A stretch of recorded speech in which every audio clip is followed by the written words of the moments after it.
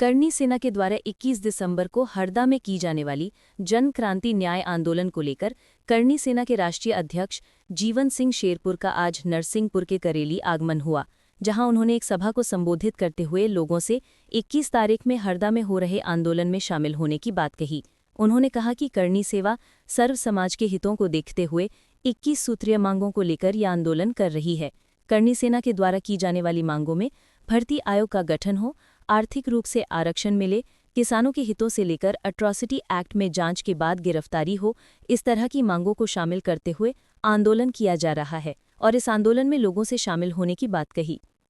चाहते हैं कि जो भर्ती आयोग है वो भर्ती आयोग बनाया जाए, ताकि जो युवा भटकता रहता है और उसको ये भी पता नहीं कि कौन सी वैकेंसी कितने टाइम में निकलेगी। जब भर्ती आयोग बनेगा तो सरकार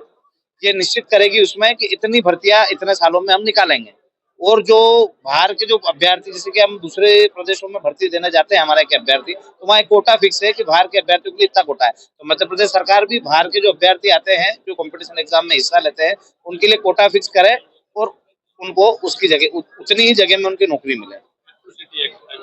जी, एट्रोसिटी एक्ट में हम एट्रोसिटी एक्ट को समाप्त नहीं चाहते। यदि किसी एसटी या एससी के भाई के साथ अन्याय होता है तो हम उसके साथ खड़े हैं, मगर कई बार सवर्ण और ओबीसी भाइयों के साथ भी अन्याय हो जाता है कि उनने गलती करी नहीं होती और उनके ऊपर एफआईआर हो जाती है। क्योंकि इसमें जांच का प्रावधान नहीं है, तो जांच नहीं होती है और सीधे उनके ऊपर एफआईआर हो जाती है और बार बार वो केस लड़ते रहते हैं, और कई युवा भी होते हैं जिसमें जिनके भविष्य खराब हो जाते हैं। तो हम चाहते हैं कि जांच का जो प्रावधान है वो हटाया जाए, बिना मतलब जो बिना जांच की जो गिरफ्तारी होती है वो हटाई जाए और जांच की व्यवस्था की जाए।